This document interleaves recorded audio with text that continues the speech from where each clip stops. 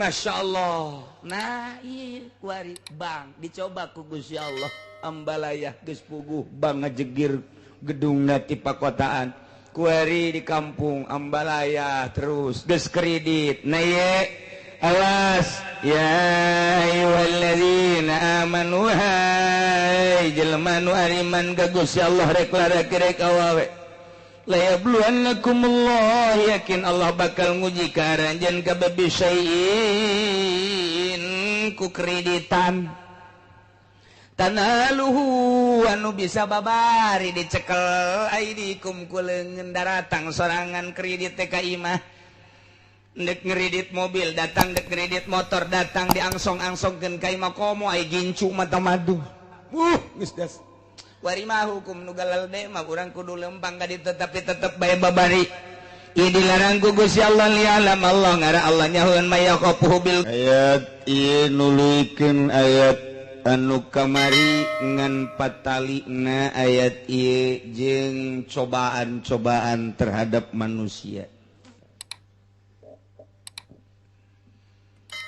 Manusia di zaman Kangjeng Nabi Adam datang ke saah ieu bahkan terus datang ke akhir menjelang kiamat. Terus baik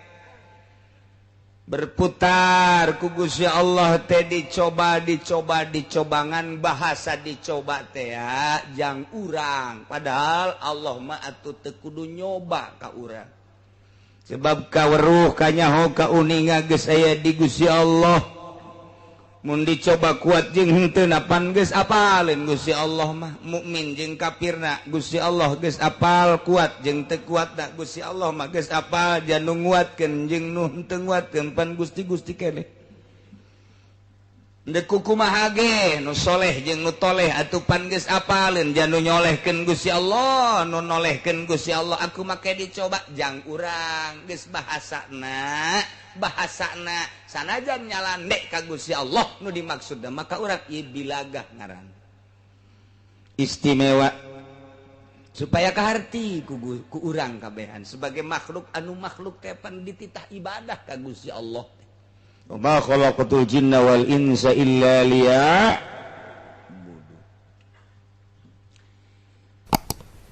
emang dek dicoba kumaha kitu ieu ku Gusti Allah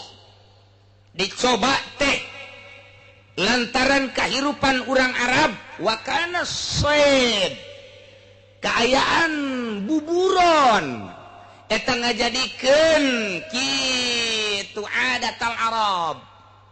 ngajadikeun kitu ma'ais li arabil aribah atau li arabil uraba artina kieu urang Arab teh kahirupanna teh ngabuburon kaleuweung mawa panah mawa pedang manuk diburon ku manehanana aya uncal kemudian aya berbagai-bagai hewan teh dibuburon dijual ka pasar tah kahirupan urang Arab baheula di zaman jahiliyah datang kamer ka Kangjeng Nabi tah eta teh kos kitu kahirupan maisahna jadi mayoritas urang Arab teh maisahna kahirupan perekonomian ieu adalah buburon mendak ngetren coba bae bayangkeun waktu Kangjeng Nabi itu Ibrahim ngalayat ka Kangjeng Nabi Ismail ke Mekah pan Kangjeng Nabi Ismail keunyeunnan panah handapeun tangkal kayu belah ditun Zamzam lamun geus ka Mekah mah ieu Zamzam ngan kitu ge kuari mah Zamzam pan ditutup ieu mah bagi nu baheula can ditutup ieu Baitullah ieu Zamzam sekitar bangsa 50 meter aya tangkal kayu gede rada luhur kadinya setik eta tangkal kayu pake nyuhan Kangjeng Nabi Ismail nyeunan panah jang naon teh buburon kaleuweung ke dibawa teh terus kaleuweung lain Kangjeng Nabi Ismail bae mayoritas urang Arab teh maisahna eta ke dibawa ka pasar dijual itulah datang ke zaman Kangjeng Nabi urang ge buburon teh sangat ngetren luar biasa terutama hewan-hewan anu lalindek bangsa permanukan manuk anu laletik kalau menuju rago eta teh bangsa pecang bangsa uncal buangsa nu kitu mantak kapanggih minyak misik ge kapantina uncal di dieuna aya ngagenteng segede kieu tah eta teh lamun geus ragag sorangan etalah jadi biang minyak misik dibelah ku urang dicampuran ku cai mun teu dicampur ku cai teu beak-beak seungit terus bae asli eta etalah getih anu berubah menjadi minyak misik asli getih tak tadi nama kulantaran geus berubah kuari jadi minyak bisa dipakai kuari kafir tak tadi malah kulantaran geus baca 2 kalimat syahadat jadi muslim suci kuari mah bodoh tak tadi nak barang ngaji haju kuari jadi pinter nu teu nundutan mah suci kos kitu teh kos kitu bae terus. Nah gitulah cerita kehidupan orang Arab setiap ayat kehidupan didinya pasti bakal dicoba ku Gusti Allah sakumaha Gusti Allah nyoba di zaman Bani Israel saat eta di umat Kangjeng Nabi Musa alaihi salam umatna dalam kehidupanana mencari maishahna perekonomianna perikanan mayoritas perikanan ka laut terus anu ka laut nu ngadagangkeun nu ngider etalah di zaman Kangjeng Nabi Musa adalah perikanan mantap eta aya bae di ku Gusti Allah rek dicoba mah awas ulah ngalalau poe Sabtu dilarang sedangkan lauk teh poe Sabtu lobana di luar poe Sabtu mah rada kurang bahkan bisa disebutkan eueuh tapi lamun poe Sabtu Masya Allah kadeuleu ku mata sedangkan dilarang cek Gusti Allah bejakeun Musa Sabtu teu meunang ngalalauk kumaha eta aya nu kuat aya nu henteu deuk nyoba datang ka mana iman umat Kangjeng Nabi Musa ternyata 70% teu kuat hanya 30% anu kuat nuturkeun larangan eta aya nu ngahela Musa bejakeun ka Gusti Allah aing ngalalaukna mah kami moal poe Sabtu pasti ge Senin Salasa kan kami mandek nyeun kamalir be ti laut supaya lauk teh poe Sabtu ka ditu ka empang kami meunang tanda ulah poe Sabtu mah ulah nyeun kegiatan naon ibadah ka Gusti Allah Sabtu teh ibadahna Yahudi Sabtu mah ibadah ulah aya kegiatan perekonomian perpolitikan tetek cek Kangjeng Nabi Musa teu kuat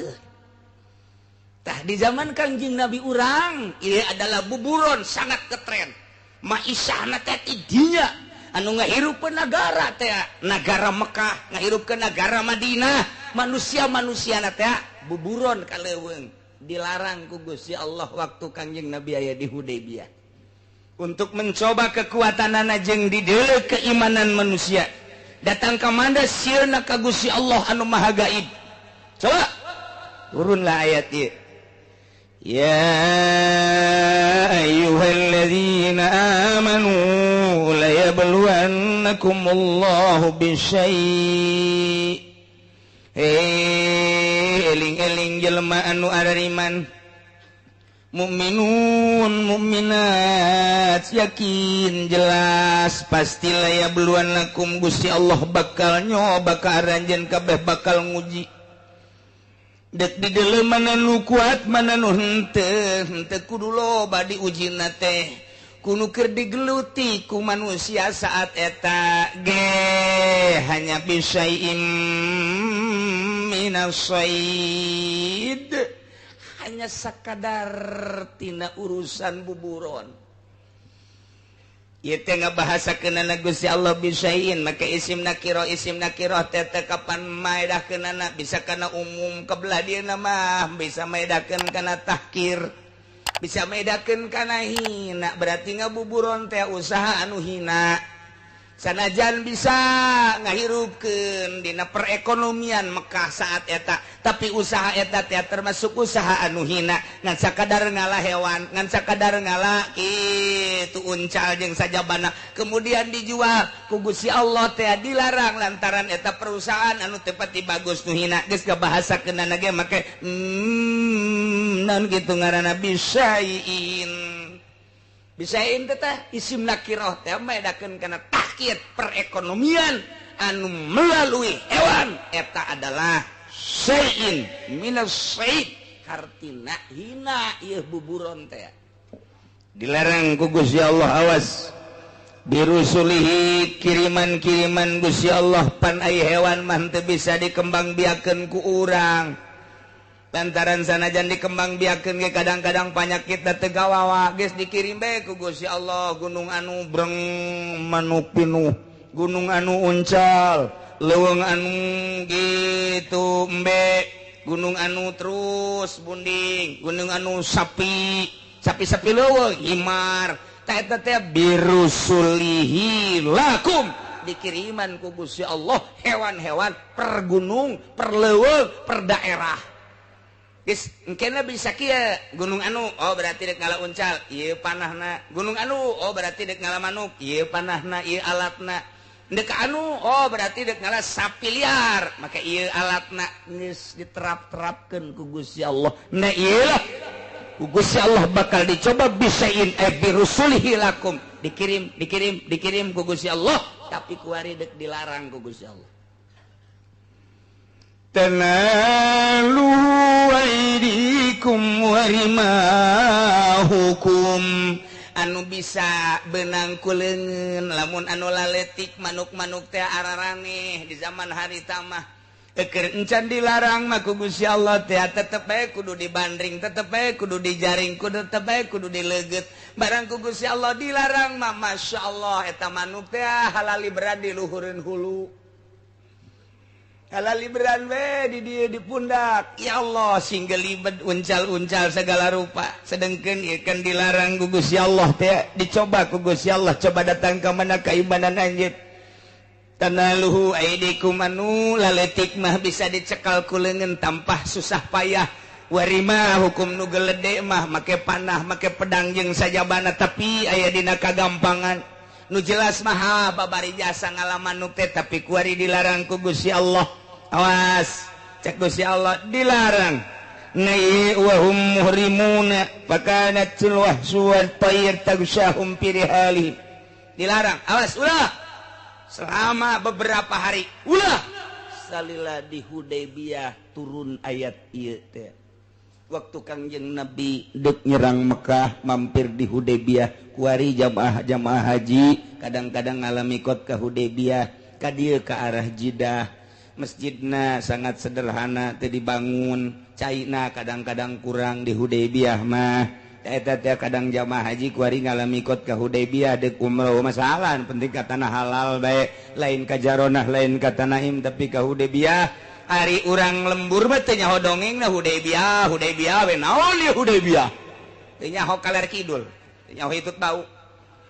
teu nyaho dongengna kos kitu tah ketika Kangjeng Nabi deuk nyerang Mekah nah di dia mampirlah di Hudaybiyah ta eta teh ta cicing di Hudaybiyah Kangjeng Nabi aya di dinya kuari tanda antara Mekah jeung Jeddah ta eta teh make tugu ieu tanah halal ka dieu ieu ka dieu tanah haram ta eta teh Hudaybiyah ngaranna masjidna teh dibangun baheula mah kuari geus rada dibangun ge can optimal tapi ya kemudian caina geus saeutik di dinya urang ngalami kot kadang-kadang henteu masalah geus ngan ieu mah carita Hudaybiyah turun ayat ieu teh di dinya tah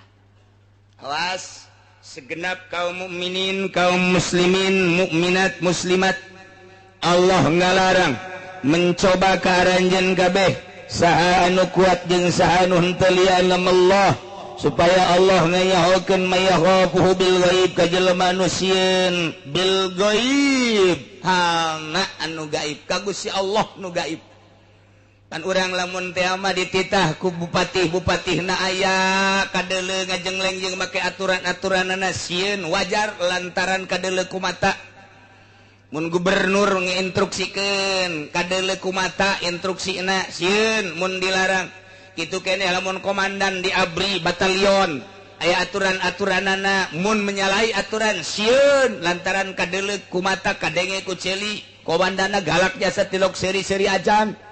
kitu keneh di kepolisian atawa aturan-aturan di organisasi urang teh bisa sieun lantaran kadeuleu kuari mah urang diinstruksikeun ku Gusti Allah haram halal meunang henteu sunah makruh bari Allahna teu kadeuleu tah deuk muji Allah teu kadeuleu nu ngainstruksikeun deuk datang ka mana nurutna diuji ku Gusti Allah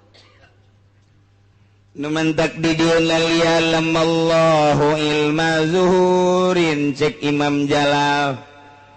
ya Allah mah geus apaleun ieu liyamallahu ngarah Gusti Allah teh apaleun ieu teh ilma naon ilma zuhurin berarti goyahna jang urang ai ilma zuhurin mah ya Gusti Allah Bapa geus apaleun nu mukmin jeung nu kafir atuh memang nang Gusti Allah atuh Allah Maha uninga anu ibadah jeung nu teu ibadah Allah teh kapan apaleun janang Gusti Allah nu saleh jeung nu teu saleh nu toleh atuh apaleun jang nang Gusti Allah ieu sagala rupa boro-borona naon lahir urang jeung maut urang geus kajauhan ku Gusti Allah janang Allah ieu atuh maka dicoba kuliah lama oh Imam Jalal saeutik mah di dieu make ilma zuhurin maksudna Allah dek nyahukeun teh ilma zuhur supaya lahir ebreh ka manusia jadi lain ka Allah ngan disalandekeun ka Allah supaya kanyahuan kumaraneh kabeh wahai para manusia saha anu iman jeung saha anu teu iman ka Gusti Allah saha anu kuat iman jeung saha anu teu kuat ka Gusti Allah na ieu teh jang aya lanjut bisa kadeuleu khususna halayak rame umumna ka Kangjeng Nabi Muhammad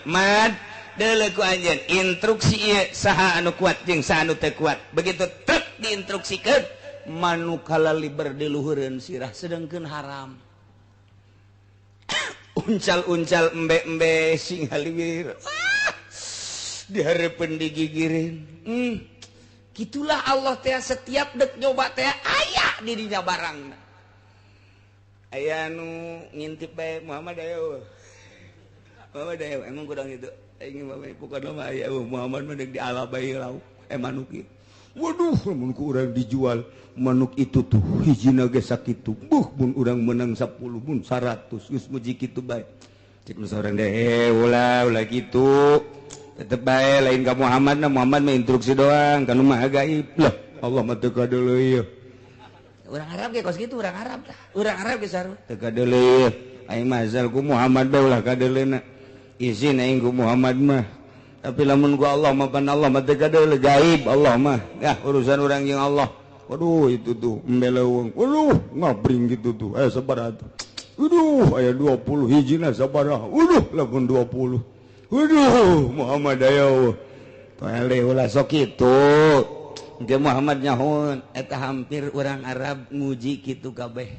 hampir teu kararuat masyaallah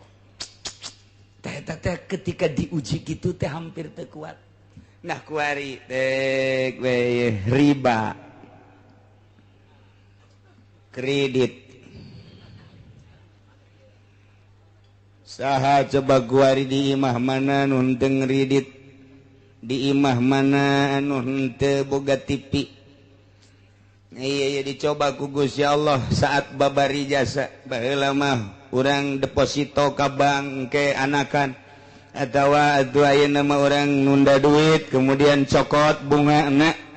baik eta teh gitu tabungan khusus atawa memang nyimpen bae geus kadeuleu bungana per bulan mun sataun wah bisa ngundak-ngundak jeung tambah-tambah kuari mah urusanna urusan kredit aduh meuli motor cukup bae kamari ieu mah 2 juta DP kebelah dieuna 1 juta DP kebelah dieuna 500 DP per detik ieu 100.000 DP hutang 100.000 ge hutang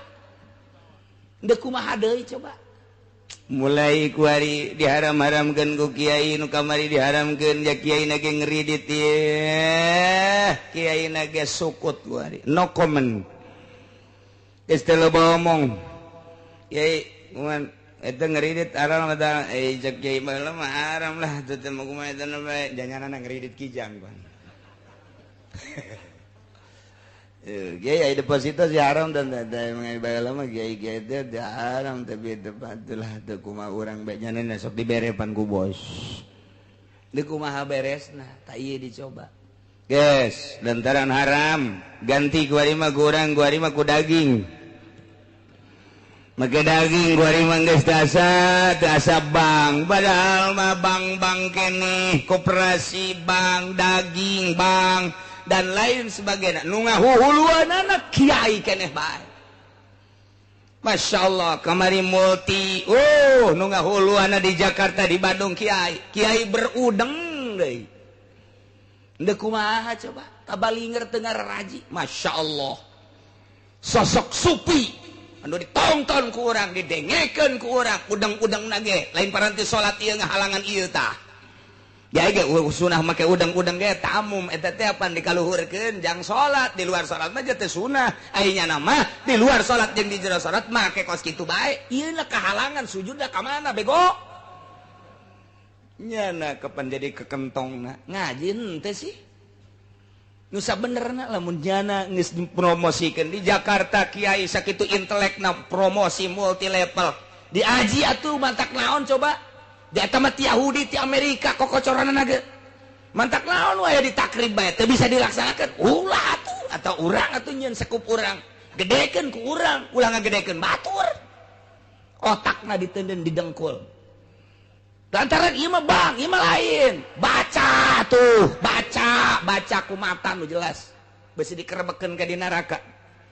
Masya Allah nah ieu kuari bang dicoba ku Gusti Allah ambalayah geus puguh bang ngajegir gedungna ti pakotaan kuari di kampung ambalayah terus geus kredit na ye awas ya ayyuhalladzina amanu hai jelema nu ariman ka Gusti Allah rek laraki rek awawe la yabluwannakumullah yakin Allah bakal nguji ka aranjeun ka babisaiin ku kreditan tanaluhu anu bisa babari dicekel aidikum ku leungeun daratang sorangan kredit teh ka imah dek ngredit mobil datang dek ngredit motor datang diangsong-angsongkeun ka imah komo ai gincu mata madu geus das wari mah hukum nu galal de mah urang kudu lempang ka ditu tapi tetep bae babari ieu dilarang ku Gusti Allah lialam Allah ngara Allah nyahoeun maya qafuhu bil gaib ka jelema anu sieun ka Gusti Allah secara gaib sieun teh ka Gusti Allah Allah teh teu Allah teh teu kadeu ku urang tapi Allah innallaha ma'ana neuleukeun ka urang saha coba mayakhafuhu bil gaib nu sieun ka Allah begitu datang angsongan kreditan ka urang inget ka Allah Allah neuleukeun riba ieu kajian kukumaha ge henteu abdi mah moal ngredit moal abdi mah moal kadeuleu tegerna iman di jero dada tawaran deui ieu mah kredit tapi murah bungana teh 1% teh 10% acan ieu mah lah ngan 2% doang ngan rada relay rada panjang nah ieu mah DP-na ge cukup 100 moal aing mah geus boga meuli cash bae moal aing mah kadeuleu tegerna. Waalaikumsalam bagi belum ada motor ya di sini iya belum ada ini ya udah saya bawain deh mau pengen motor apa nggak punya uang gampang uang mah udah tiap bulan aja ya kecil anu oke nya 3 tahun dah udah ini mah ya udah bawain satu dah tuh iya teh kan geus leutik ya leutik iman di hate jelema eta leutik iman di dadana.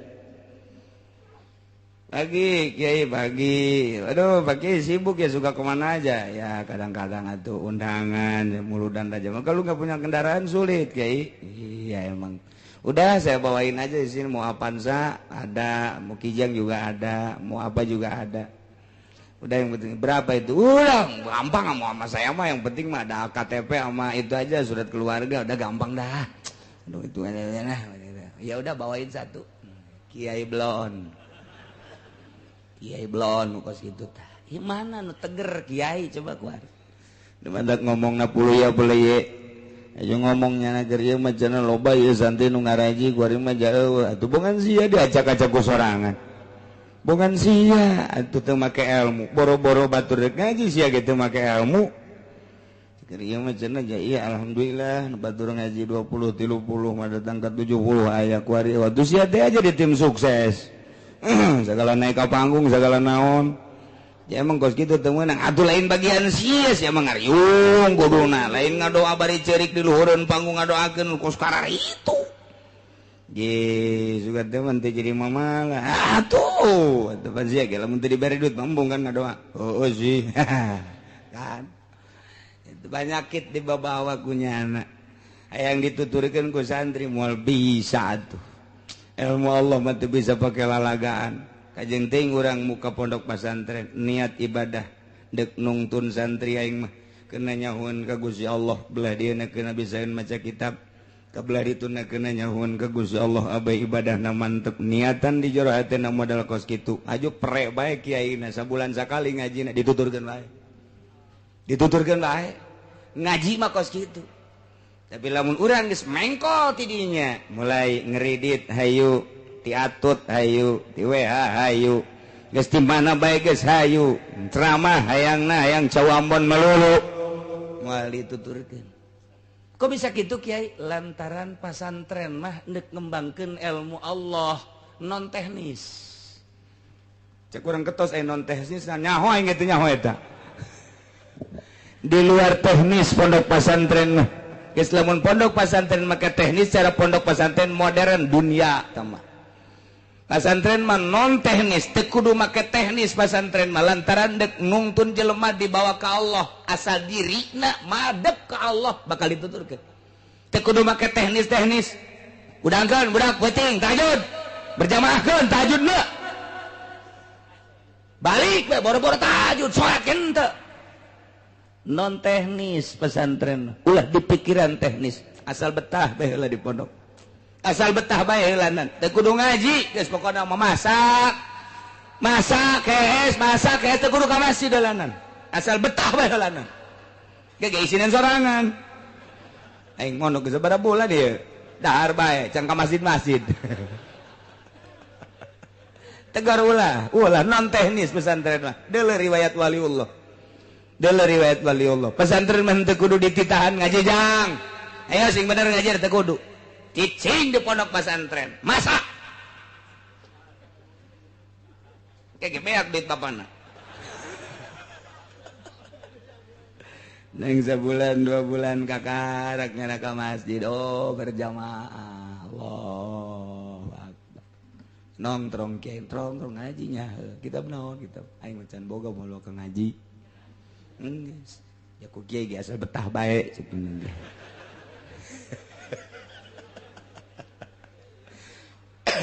teu aya aturan ngaji teu aya aturan sing ade ulah salah lantaran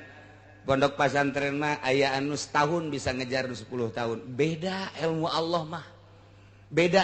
dikejar sabulan bisa mengejar pelajaran 10 tahun gitulah ya Allah lamun geus mere ilmu kahiji santri masya Allah eta mah make teknis gitu modern tah mah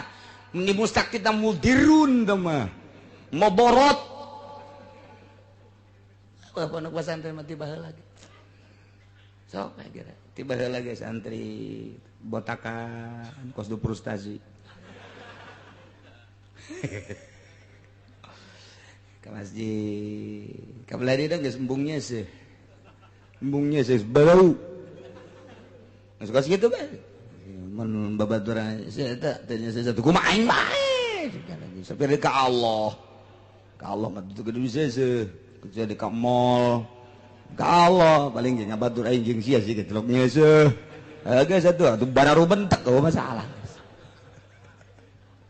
dahar teu puguh waktu emang santri puguh waktu henteu coba bapak-bapak ibu-ibu datang ke pesantren Cilok jam sabaraha bae aya bae nu masak jam sabaraha bae aya nu masak tas subuh aya nu masak jam 7 aya nu masak jam 8 aya nu masak jam 10 aya nu masak jam zuhur kiai ka masjid nyana masak asar batur ngaji nyana masak peuting waya istirahat nyana masak keneh bae aja dicarekan ku kiai nah ulah emang kos gitu pondok mah bebas di pondok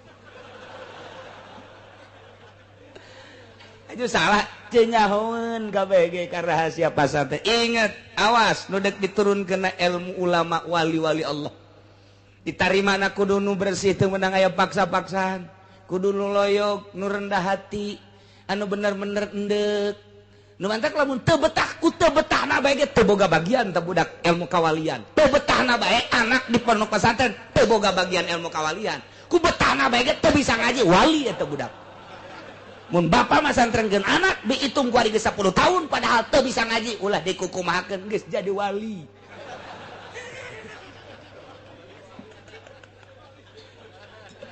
ye emang lain deui atuh. Lain deui pondok pesantren teh meunang aya aturan-aturan eta mah. Aturan-aturan ge sewaktu-waktu teu berjamaah saleter. Eta mah sakadar ngagiatkeun doang kiai teh. Teu salat subuh berjamaah saleter. Di jero hatena mah biasa-biasanya supaya budak giat doang kebelah dituna geus giat batu geus henteu deui. Mana aya nu langgeng aturan di pondok pesantren tuh.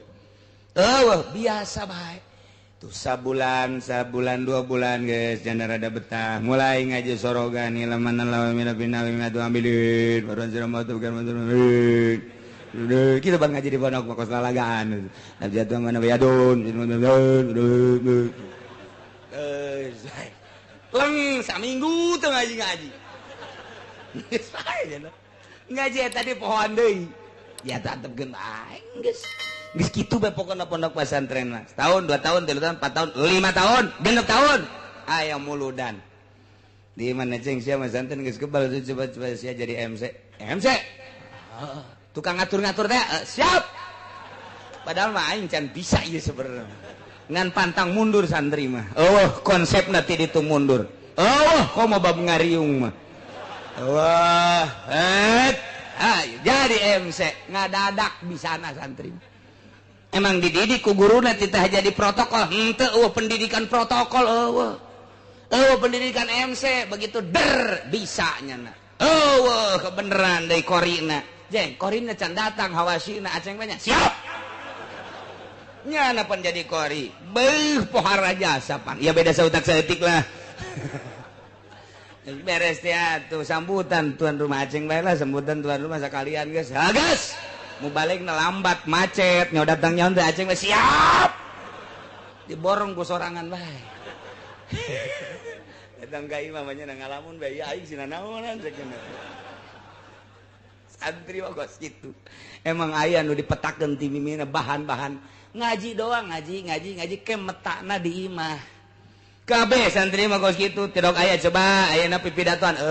ti dituna coba kokorian ti dituna kumaha prakna bae tuh kakarak dinya mikirnya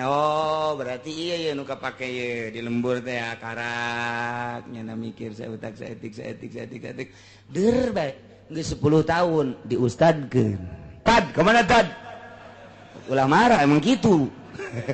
aduh aing naik jadi ustad dia isuk dan kemana orang nonton bola yuk siap ustad bae wae nonton bola menonton bola bae da ustad tah santri mah non teknis kajian gedeng teu meunang terus bae kiai na ngaji bae lillahi taala teu meunang marah ka santrina teh ai lain boga maksud tertentu mah kecuali boga maksud tertentu ngadidik ku cara marah masalah breng 10 tahun 15 tahun kadele padahal mah di pondokna tilok ngaji tapi di imahna masyaallah kapake tuh cek lembur teh ajang ulah ka mana nya ieu masjid jauh deui di kokolot teh aing dikolotkeun burung jeung nya nya hatena seserian siap sapira jadi imam santri ogos kitu nun teu maju kabeh ge maju dak di Jakarta coba nu nyekel masjid pondok pesantren naon kata musola santri salap mayoritas hampir 70% Jakarta nu aya di masjid urang Pandeglang urang Serang urang Tangerang salap di Bandung sarua bae masjid-masjid dicekelan ku bangsa nu keluaran lain salap masyarakat teu narima heran dipaksakeun ge lain bae cak teh lain kos kitu lain tapi belum keluaran salap, masya Allah, salah sautak setting mah nges, maafu. Naon eta? Tereuhna, basicna awalna memang maksud ibadah. Jadi ngeunaheun dibawana endek ibadah, dibawa kudu sok ibadah nikmat. Tapi lamun masyarakat dek ibadah dipimpin kudu lain ibadah, duduiteun lain deui bae hatena. Jadi tesapa godos antara masinis jeung muatan lain deui. Sakitu hebatna capetang nya teh lamun khutbah capetang hate teh lain deui bae. Kunaon ya maksudna lain deuk ibadah.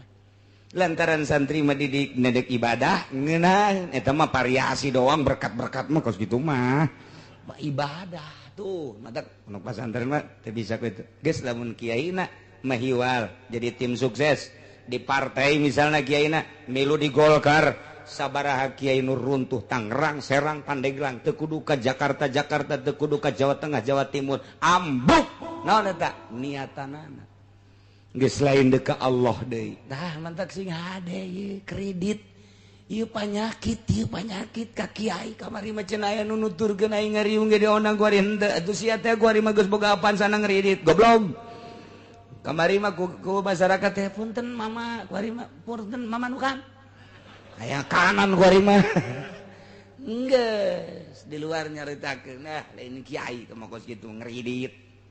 lain kiai teh mah nya mah jangan doana ge ini tim sukses lain kiai di satu kangeuna kos gitu beda geus teu nyambung penyakit dibawa ye la yabluwannakumullahu bisyai'im minas sayd Gusti Allah teh nyoba ka ahli Mekah ka urang Arab lantaran kehidupan urang Arab teh ngabuburon dicoba ku Gusti Allah supaya ulah ngabuburon kebenaran harita teh keur ari ihram mereka Mekah wa hum muhrimuna jan selanjutna ge lain keur ihram ge ieu teh tepati bagus sabenerna mah dina kahirupan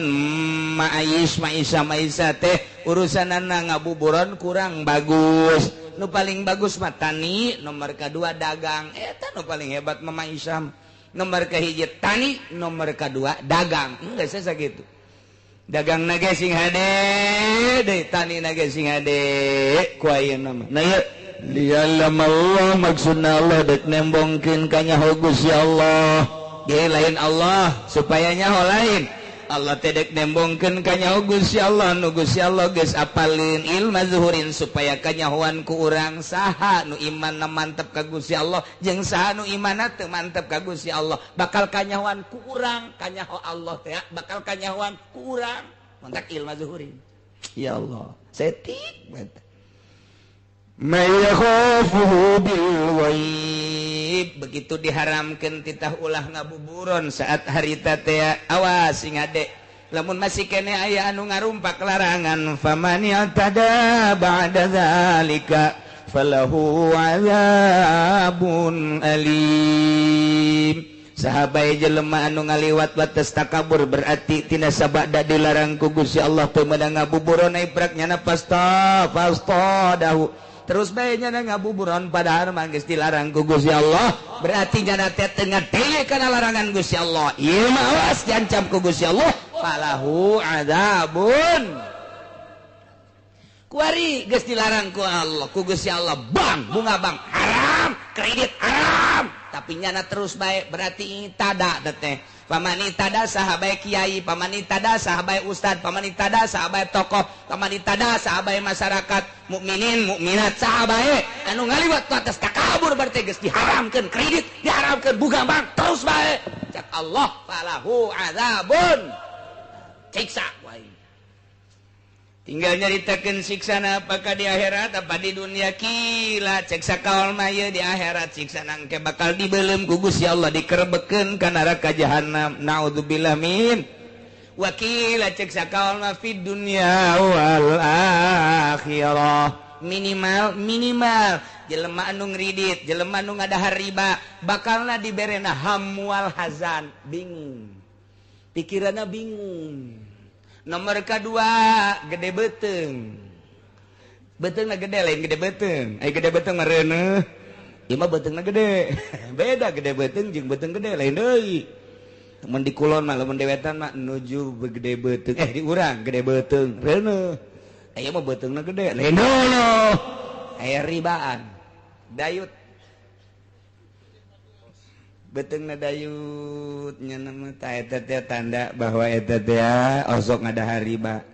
cek nu gendut teh tapi teu ngadahar aing gendut padahal teu ngadahar ulah kasinggung untung teu bae ieu mah keur carita panyakit di dunia teu untung teu bae aing sial cenah kiai gendut ya henteu aing mah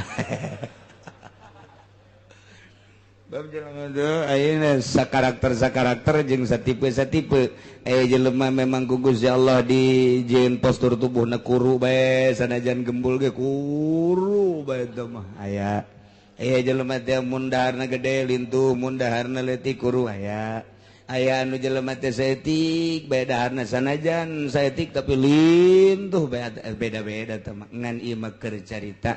nyaritakeun falahu adzabun alim nu asli nama jaga engke di akhirat geus teu samar deui ngan ciksa kaol mah sarua di dunia ge bakal dibere di dunia di akhirat na jelas di dunia na hiji bakal dibere penyakit